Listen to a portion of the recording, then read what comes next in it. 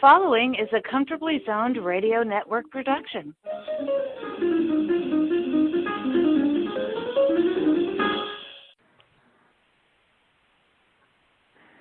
Thank you, Telly Olson. We are back. I'm Ralph Tycho with the Comfortably Zoned Radio Network, and it's my pleasure to introduce another episode of Vintage Sports in the Zone. We have three-quarters of our usual panel of mavens with us. George Case III is here. Good evening, everybody. George. Okay. Hal Bock. Happy to be here. We are sans Alan Blumkin, but David Hubler will introduce a guest who will be the fourth man for the day, a substitution, if you will. And David, take it away. You guys have a great show. Okay. Thanks, Ralph. Yeah, I've been hoping to get Luke on the show for some time, and fortunately we were able to get him tonight. This is Luke Erickson, who runs the nationalsprospects.com website. If Alan is a maven about Major League sports, Luke is the maven for minor league baseball, which is his podcast does real well. And so you've introduced him. Let me just mention for Luke's benefit that Hal Bock was a 30-year plus sports writer and columnist for AP. And you know me, I'm the guy that walks around the office and looks like I'm trying to be busy.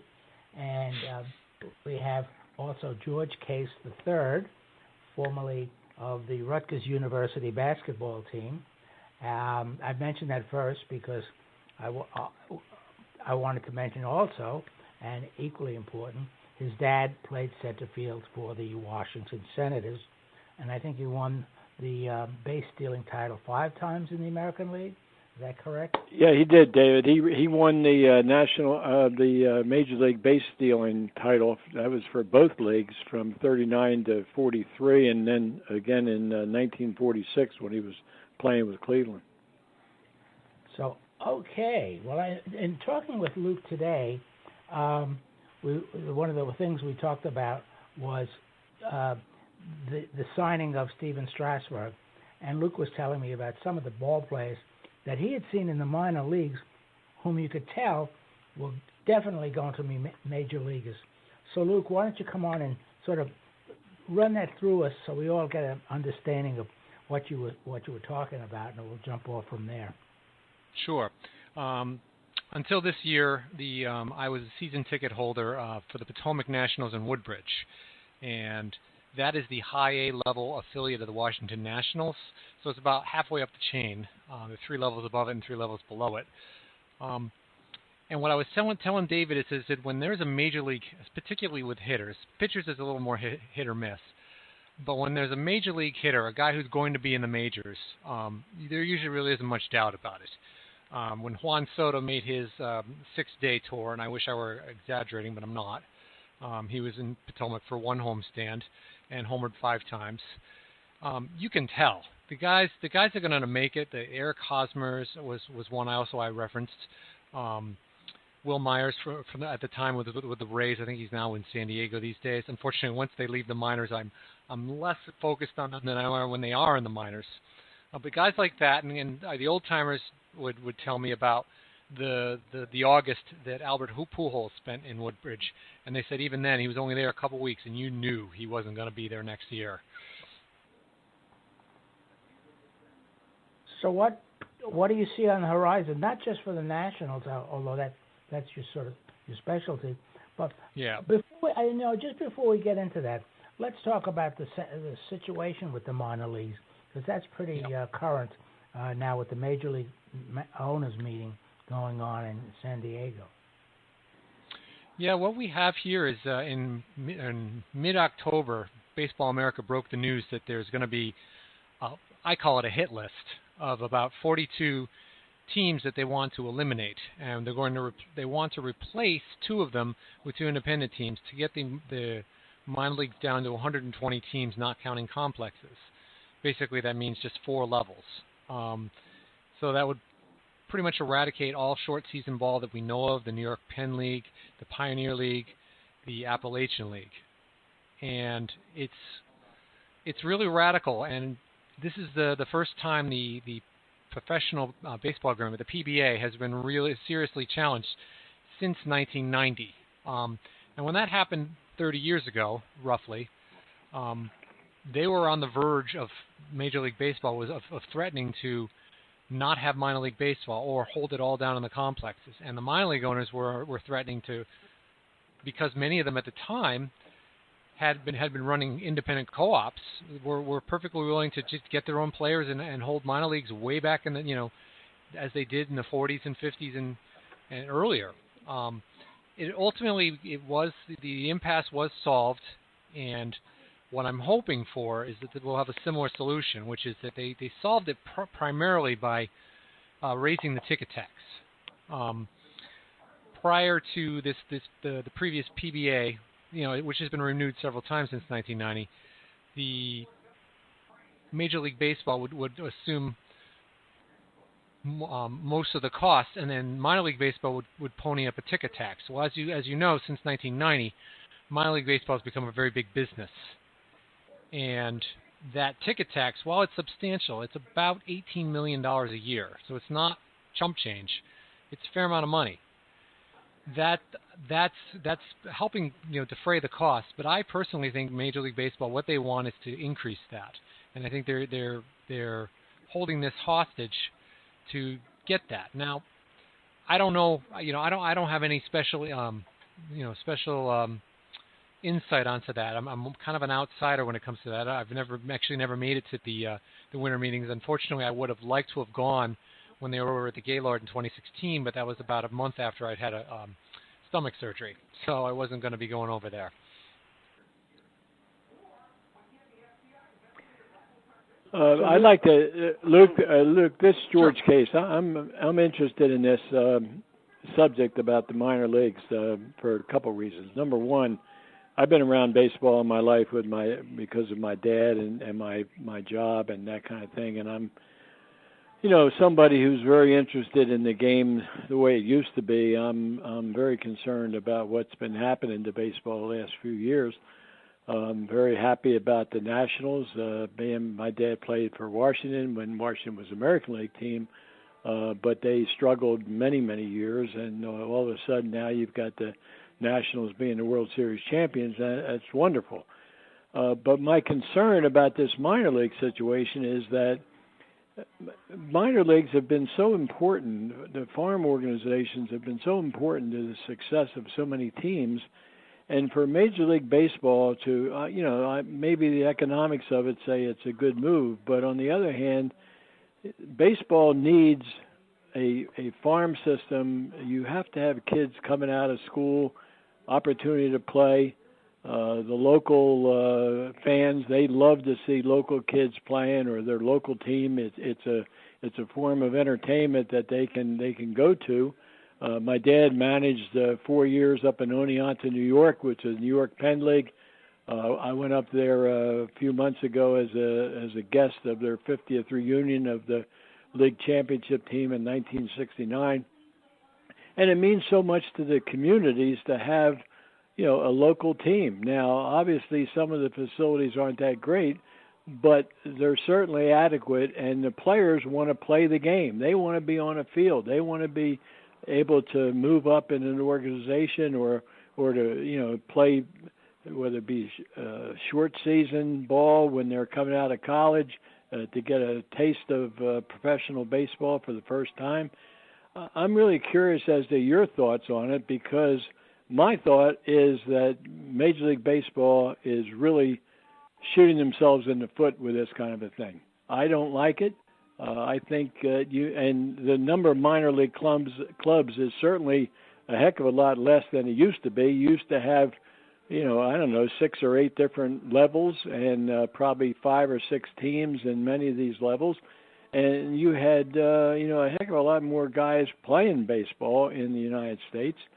Now you're talking about, I say you, the Major League Baseball is talking about, dropping the number down, and right now there's fewer and fewer kids playing baseball. They're playing other sports. So I'd like to know your thoughts on this whole reorganization and what Major League Baseball is really trying to do, because personally, as a person who's been around baseball my entire life, I don't like it at all. Neither do I. I think it's penny wise and pound foolish. I think a lot of these places where they want to take baseball from, and there is not a rhyme or reason to it. I'll give you a good example. The Frederick Keys, believe it or not, are one of the teams that are on the hit list. That makes no sense to me. They led the Carolina League in attendance last year. If you've been up to Harry Grove Stadium, it is a quality facility. Now, granted, it is not brand new, but it is less than 30 years old. It was built during the stadium boom of the 90s. And just to give you an example of penny wise and pound foolish, if this goes through, what's going to happen to facilities like Harry Grove that survive, but are 25 to 30 years old, and when they're going to invariably need renovation? I don't think the municipalities are going to be there. Going to be like, you want it, you pay for it, because we're done. And I don't think they're going to have the competition for franchises that they think they're going to have. I really think that it's not a good move. I mean, the state of Tennessee, for example, is going to has 6 teams on the hit list. That's a lot out of one state. The entire Pioneer League is gone. And of course, my soft spot is, of course, for the Appalachian League. If you've ever been to Appalachian League ball, and you referenced the New York Penn League, that to me is the purest form of baseball, particularly in the Appy League, because they don't have any. There's no thrills. I mean, the last time I went, actually, one of my most enjoyable experiences was in 2010 when I went down to see all the teams. What turned out to be the Appy League East the West, and I saw Johnson City, I saw Elizabethton, I saw Greenville. Saw all 5 teams. They were all in a cluster, and it was beautiful. It was no frills. There wasn't much of the entertainment. It was basically a ball field, and they just played, and it was wonderful. But I know I'm in the minority of that, but I still think, how are you going to, I can't take my sons, if let's say this goes away. My sons are a little bit older, but let's say we have somebody, some of our folks in the office are in their early 30s, and they're going to have kids in their that are grade school. There's fewer and fewer places to take them. I grew up on minor league baseball, so I don't know how you're going to get fans when you can't take them to a game. Luke, you bring up a very good point, and I just want to, and Hal, you might want to, David, whatever, but my whole thing is that I think baseball, has become so corporate at the major league level, it's almost impossible for a family of 4 to go to a ball game without breaking the bank. It's ridiculous. Where if you went to a minor league ball game, you would see baseball in a purest sense. These guys are not making tens of millions of dollars. It's locally owned. Their communities get behind the team. I live across the river from Trenton, New Jersey. The Trenton Thunder is one of the most successful minor league franchises in baseball, a AA in the Eastern League, and people love to go to those games, 6,000-7,000 a night, because they're seeing young kids trying to play the game the way it's supposed to be played, not having all kinds of crazy stuff going on inside the stadium, where you're paying a fortune for a hot dog or a gourmet food or a drink or popcorn or something, and you have young kids and the parking concessions and all that stuff.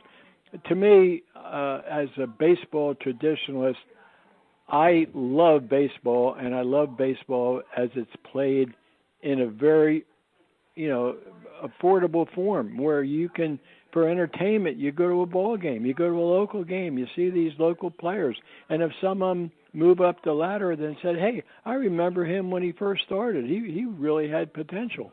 But now you're gonna go out and say, we're going to cut those teams because they're not with up-to-date stadiums or whatever. baseball was played with bleachers, with hard seats for years and years and years, and nobody was going to be complaining. They were, bad lights and bad fields and everything else, but the players and the local fans loved the game because they were seeing baseball in its purest form.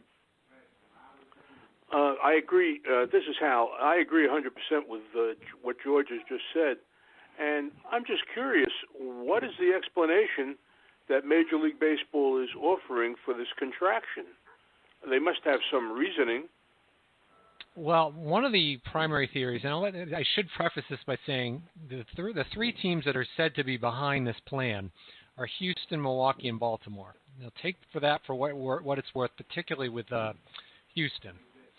But the feeling is that the teams, they feel like they can identify the players quicker and not have to defray the cost. Now, I don't get it because Major League Baseball made $10.3, and this is B with $1 billion in revenue last year.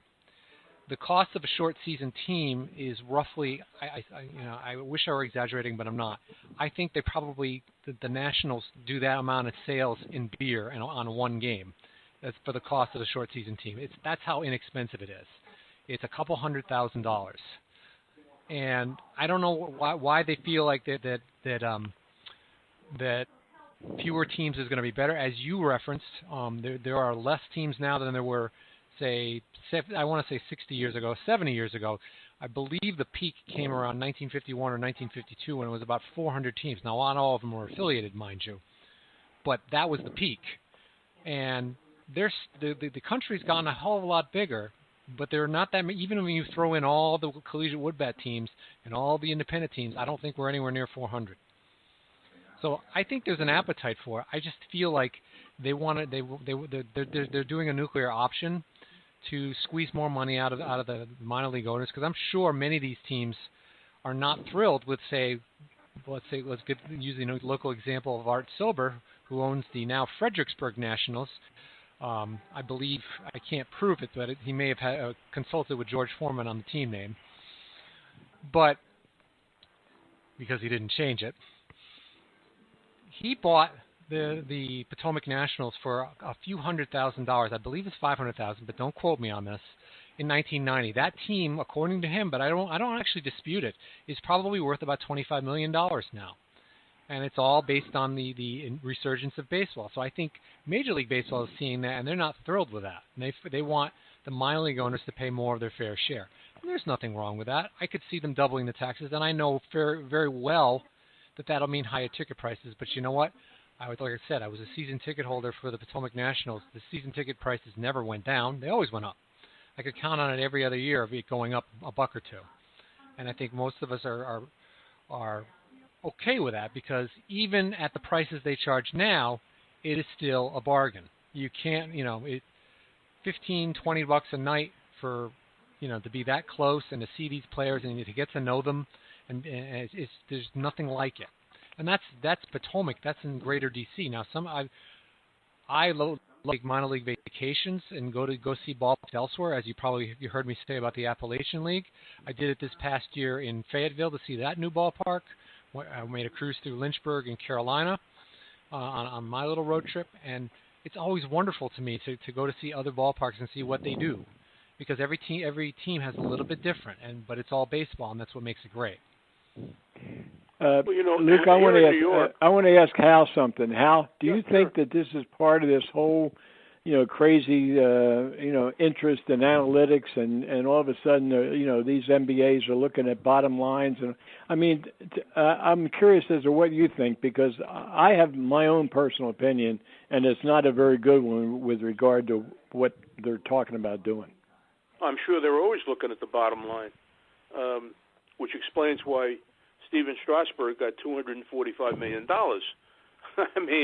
What's the bottom line on that, But anyway, what I started to say is here in New York, within the last decade or so, the Yankees and the Mets have established minor league teams. I guess it's the New York Penn League. The Brooklyn Cyclones and the Staten Island Yankees play in little ballparks. I've been in both of them, and they are magnificent places to watch a ball game. because last I knew, you it's can't just get a ticket. You can't get a ticket to the Cyclone. You can't get a ticket to the Cyclones. That's how popular they are. I know. Well, the Brooklyn fans think the Cyclones are the reincarnation of the Brooklyn Dodgers. That's right. But that's another story for another day. But these ballparks, I mean, they're not ramshackled, rundown structures. They're beautiful little ballparks, and it's a pleasure to watch a game in those venues. Why would you want to do away with that sort of attraction for your game? Not only that, but from a civic standpoint. Now, the New York market has the Yankees and the Mets, and doesn't necessarily need minor league baseball, except that it's a developmental situation for both those teams. But there are cities all across America which have minor league teams, and it's a civic thing. And why would you want to take away that identification from those smaller cities? I just doesn't make any sense at all. Well, it's a good example, right? I think the Durham Bulls are one of the teams that was scheduled to be cut. Isn't that right, Luke? No, Durham is not on the hit list. But you know who is?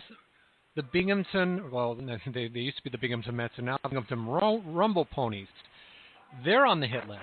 Now, the plan, from what I understand, from listening to the folks at Ballpark Digest, and that guy usually is very well connected. His name is Kevin Raychard.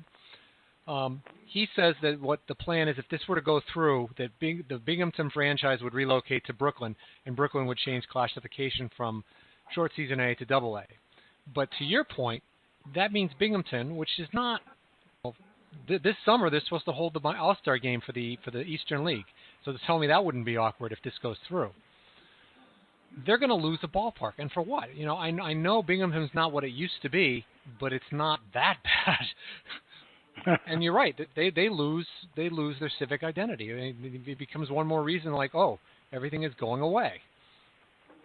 You know, baseball worries about its competition from professional football, college basketball, on and on and on, for fans' attention and fans' interest.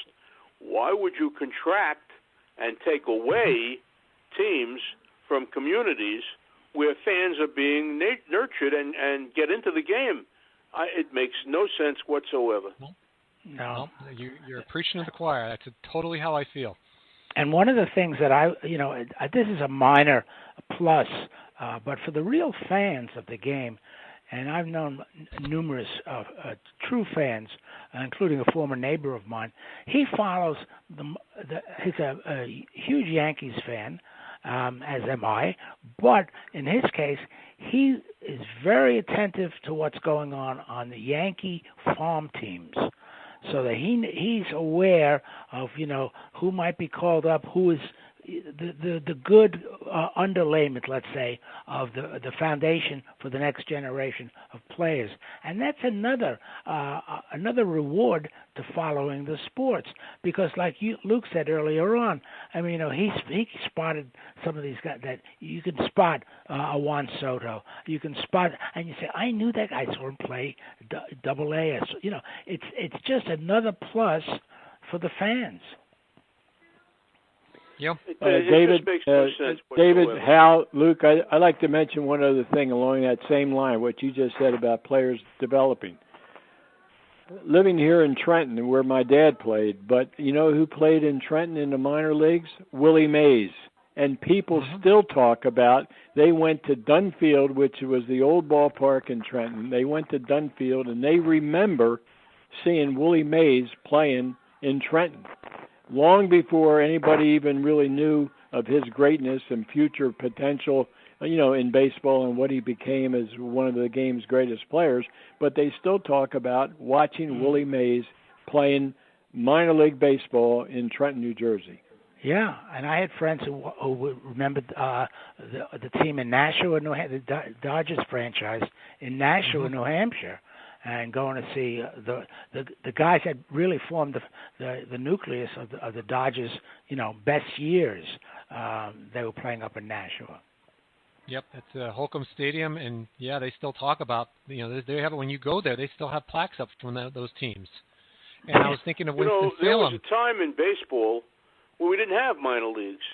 And the great Branch Rickey, who brought Jackie Robinson to Brooklyn and integrated Major League Baseball, one of the things he did. One of the other things he did was create a minor league network for the St. Louis Cardinals.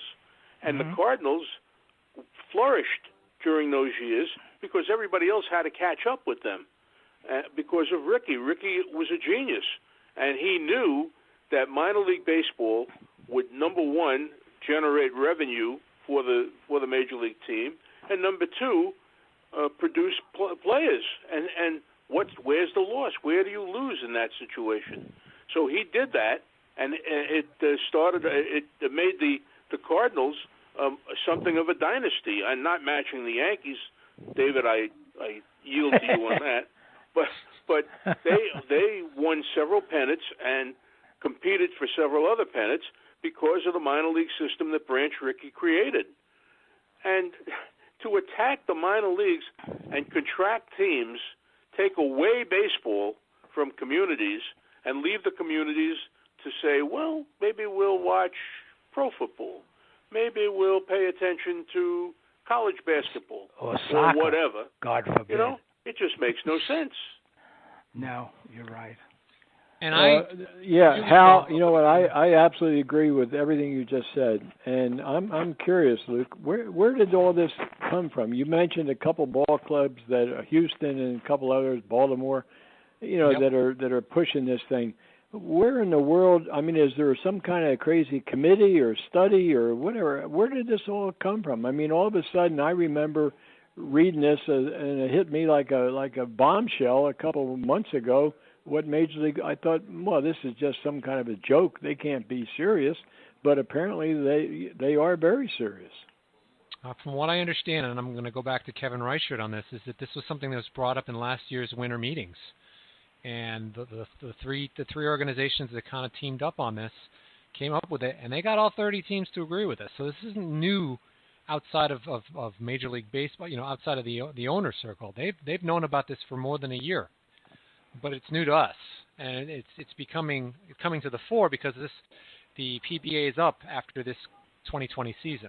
Mm-hmm. And when this came out, they were basically minor league operators were being told, and this is what's even more frustrating is we want if one of the things that they want they want to improve the stadium standards even further, they haven't specified them. So how can you comply with a standard that you don't even know what it is? It feels to me like this was a plan that was maybe it was leaked, maybe it wasn't, who knows, but it doesn't feel like it was thought all the way through in terms of the bad PR. And unfortunately, the minor league operators, they don't have much of a leg to stand on aside from PR in Congress. Now, as you probably have read, some congressional members are weighing in because let's face it, this is a no-brainer. I mean, you can't go wrong sticking up for minor league baseball if you're a congressman, no matter where you are on the aisle. That's a home run.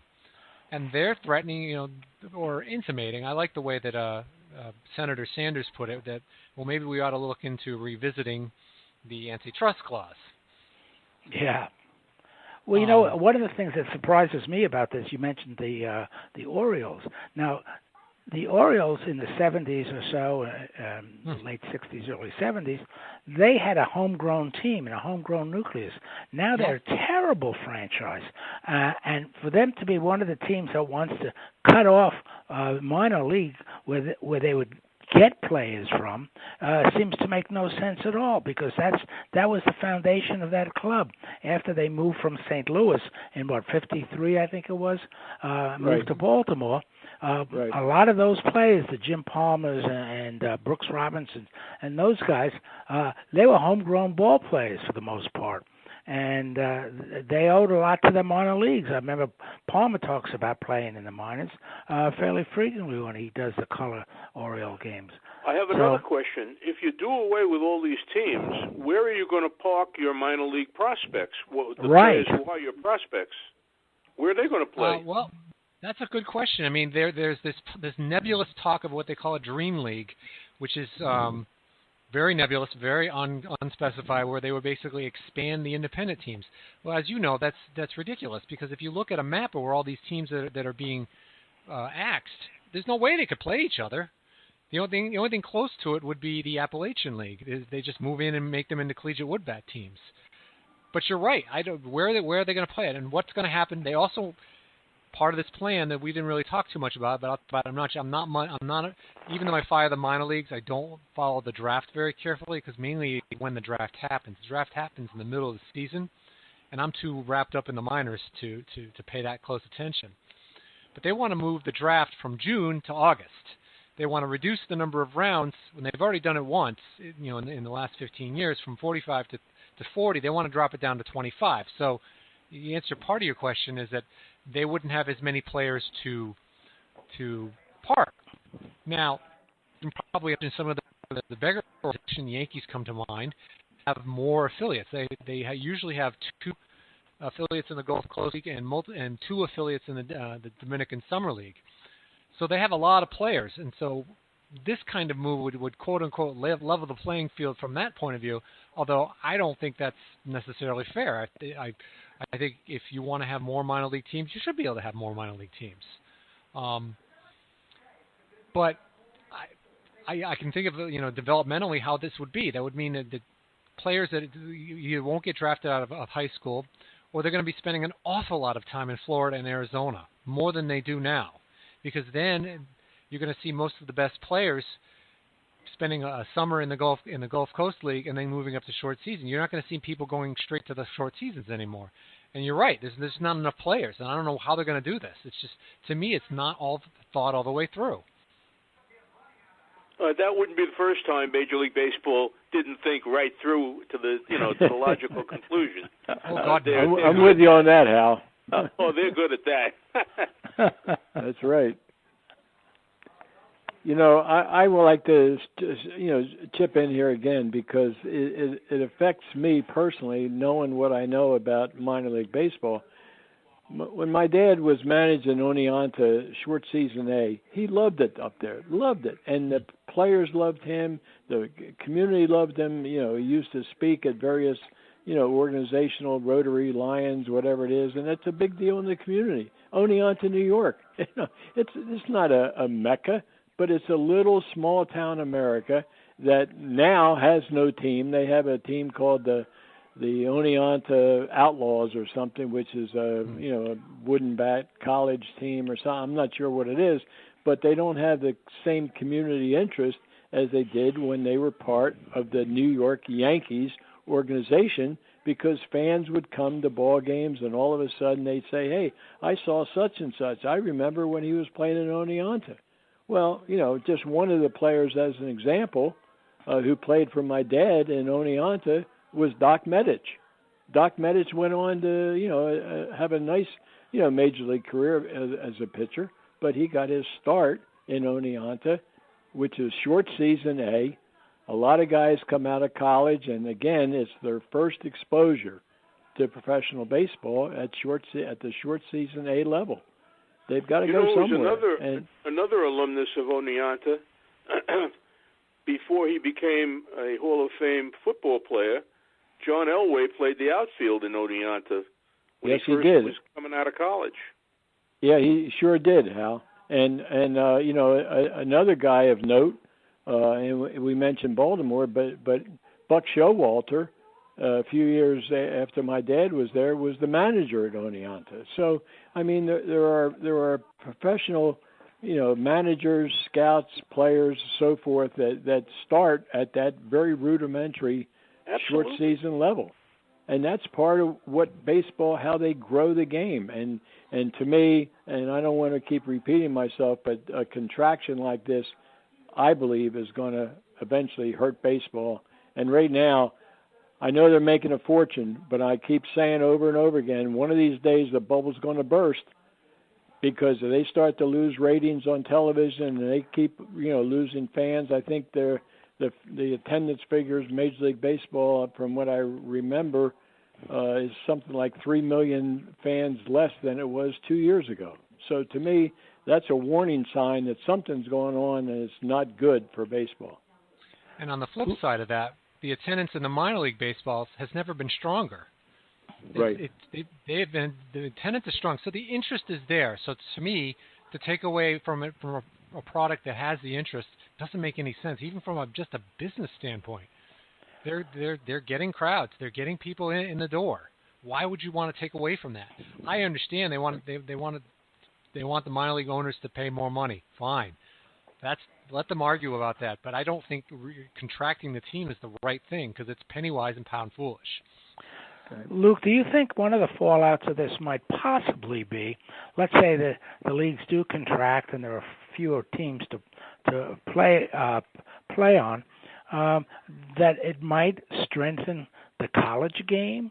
In other words, that players who would opt to go into the minor leagues will now opt for, say, some of the stronger programs like Arizona State or Florida State, where they have really top-notch college, programs in place of playing in the minor leagues. I wish I could tell you that I thought that would be the case, but that's a whole nother ball of wax, college baseball. The biggest thing that most people don't understand about college baseball is the lack of scholarships. It's just not like it's not like college football with 90 scholarships. There are 11.5, and there are lots of partials.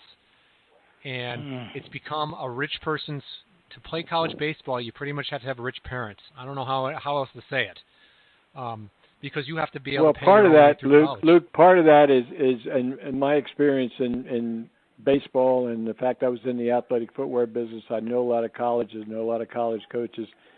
The program's based upon, a revenue sport is what it is. So college football is a revenue sport. College basketball is a revenue sport. But college baseball is really not a revenue sport. I mean, they draw, a good crowd, some of the major programs. But, by and large, it's not. And yet, college kids today are getting much better coaching at the college level. There's a lot of former ball players that are coaches where before college baseball was not that good as far as if you had a ambition to really go into the professional baseball. A lot of guys opted to go to the minor leagues coming right out of high school. Today, a lot of them are going to college to get an education.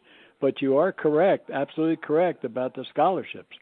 Football, they might have 85 scholarships and full rides, and basketball, whatever the number is.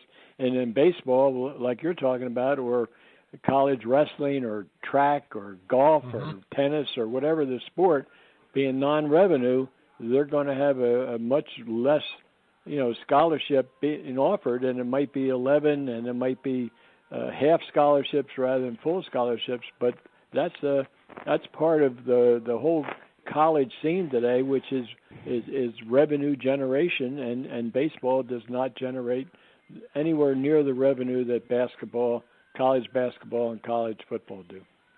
Right, and we don't even want to get started into who's paying the bill for that. We've talked about those things here on the podcast. I'm sure you have. So. Yeah, suffice it to say, my master's thesis was on the ethical implications of the Nike University of Oregon athletic sponsorship agreement. This was in the 1990s. So I learned more than I needed to know or wanted to know. It's unfortunately it kind of damaged my love of college sports. It's one of those things where I have to pretend I don't know some of the things I know. Yeah, well, you know what, Luke, I hear you, because I've been around the game in basketball and college sports for a long, long time in addition to baseball, and I know what went on. And, it's not pretty, and some of the scandals the last couple of years, that's what we're dealing with now. But, it's like I've said before, it's the tail wagging the dog, and a company like Nike or the NCAA or whatever, they're tremendously involved revenue-wise with those sports, and those college coaches are making millions and millions of dollars at that top level. And those guys now, they're talking about all of a sudden they might be, paying some athletes and that kind of thing. And Hal and I have talked, and David, I think they will, but I think they probably will at a certain level, and that if you get down into the lower levels of college sports or in Division II or Division III, then you're back to the purity of the game rather than the business of the game, which is what it's become now. Yep. So I hope it's disturbing, to say the least, that they would be reducing the exposure of baseball to the population of our country, because not everybody lives in New York or Los Angeles or Chicago. People live in small towns, and often the baseball team is the center of attraction of the summer season, and to take that away and reduce the exposure of baseball, I don't get it. I'm sorry. They say that summer Cape Cod League does real well. I mean, they have a lot of really fine ball players up there. College kids and recent graduates, and of course Cape Cod in the summer is just packed. So I'm sure they have a great population to draw from, and it's something to do on a summer night, summer evening, Well, David, you know what? You mentioned the Cape Cod League. I believe it's a wooden bat league, and I believe there is a league in the D.C. area, or at least there used to be, because I spoke at a couple of them. They used to play at Shirley Povich Field. It was a wooden bat league, and I think it was the Walter Johnson Big Train was one of the teams. But these are college kids, and they're want to play professional baseball by using a wooden bat rather than the colleges, which today all use aluminum bats. And when you get into the major league and the professional level, some of them will have never played with a wooden bat until they play in a wooden bat college league. And there's a huge amount of difference. If you're a ball player, I mean, a kid can be strong, but all of a sudden he's be extra strong. He's hitting with an aluminum bat. And so the wooden bat, the college leagues have something to really offer to any youngster who wants to play professional baseball. Yeah, actually two leagues in the D.C. area. There's the Cal Ripken Senior League, which you mentioned one of the teams, which is the Bethesda Big Train, and then there's one out in the hill towns of off of I-81. It's called the Valley Baseball League, and it's wonderful to go to. Both of those. Right. That's well, again, Luke, that is what I know. It's that you're talking about college baseball, but I mean that's what Hal and what we're talking about here. They're local communities, and they're supporting those teams. And I'm with Hal 100%. And you guys talking about if you take minor league baseball away from these local communities, the interest in the game is going to become less and less over the course of time. And, all these kids that are looking to play baseball, not necessarily at the major league level, just playing the game because they love it. And all of a sudden you have this local, organization that everybody loves to support because it's got local sponsorship and all the little things that go on in sports.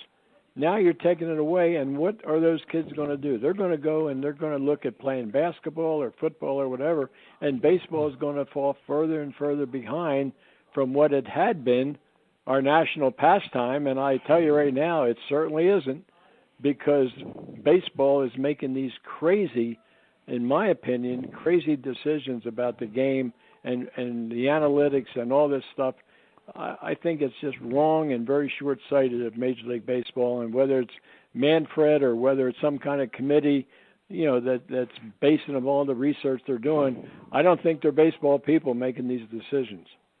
Yeah, it's the suits, what they call the suits. One of the things that I thought baseball actually was getting right for a while was moving the AAA club closer to the major league team, so that you wouldn't have to travel all the way across the country if you had to call up a ball player. Right. Just for example, the Yankees had Columbus, Ohio, as their AAA franchise. Well, now it's Scranton, Wilkes-Barre, which is a lot closer. And listen to me. The Mets had Las Vegas as their minor league, as their AAA team, which only took like a day and a half to get players. Yeah. And currently the Nationals to Syracuse. So. Well, my dad was managing in Hawaii, which was the AAA Pacific Coast League franchise of the Washington Senators. Oh, brilliant! So I mean, you talk about long distance travel. That's long distance. Yeah, there's one. But I'm with you. I'm with you guys because I can tell you what's happened locally. For instance, when the Trenton Thunder first came in, they were affiliated with the Detroit Tigers. Then they decided, okay, let's get closer. So they became an affiliate of the Boston Red Sox. Well, now, Boston now has Portland, Maine, which is in its backyard. And the Trenton Thunder is now the AA franchise of the New York Yankees, 60 miles from New York City. Yeah, it's a much better situation. I forget which one of the major league teams on the East Coast has its AAA franchise in Fresno. I can't remember. It's Washington. It's Washington. Oh, it is. It is. Yes. Yes. In fact, it had the weird effect this summer. They parked a couple of their players that probably should have been in Fresno in Harrisburg for that very reason. Oh, so they would be close to calling. They'll be close to call. Yeah, and I thought the moves. I mean, the Yankees years ago were in Kansas City before that became a major league city, and for a while they were in Richmond, which at that time was not all that close to New York. You could take a bus or a train or even fly, but Scranton Wilkes-Barre is a lot closer, and yet those moves are now being sort of subsumed in this notion of we got to cut the teams all together. Well, most of the teams being cut are at the single A league level and below. The one thing in this plan is the Fresno team would be, I think if it goes through, they would move the Fresno team into the California League, and the AAA franchise would be closer east. I'm not sure which though. That's hard to figure out. Yeah. But that's one thing I did glean from the articles is that they were going to kill one of the teams from the California League, move Fresno into the California League, and then one of the new teams that they were going to bring in, one of the new independent teams would be a AAA franchise, but they didn't really say for who. My guess is that it would be for Minnesota, and they would get Rochester back into and the Nationals into the AAA, and my guess is that Sugarland would be for the AAA team for probably Houston because there's been a falling out with Round Rock. Oh. But this is all speculative, right? Because there's going to be meetings here in San Diego, and I think hopefully we'll hear more in a week or so. Although I honestly don't expect much. I would love to be able to, as a Christmas present to all baseball fans, is that they come out of the winter meetings and we're saying we've solved this and we're not going to contract, or we're only going to contract on a small basis. Although I would much be happier to see no change. Luke, when is all this supposed to happen? After 2020? Is that what the plan is? Yeah, the current administration in 2020. So any convention would start with the 2021 season. Right. Okay. Okay. Well, I think we've sort of handled as much as we possibly can within about 50 minutes or so. And anybody else have any final comments? No, as far as I'm concerned, David, thank you, and Luke, thank you for giving us your insight into it. And you're probably preaching to the choir. Hal, David, and I, we're sort of baseball traditionalists, but we love the game, and we're not real happy with what's going on in baseball right now. Okay, guys. Luke, I'll probably see you Thursday in the office. All righty. Okay. And everybody else, have a good rest of the evening, and hope we don't get too much snow around here. Okay. Not good. All right. Hey, The proceeding has been a Comfortably Zoned network production. You are advised to keep your dreams wet, your humor dry, your children and grandchildren out of military recruiting offices and off the laps of clerics who wear dresses. Thank you for listening, everyone. Happy trails.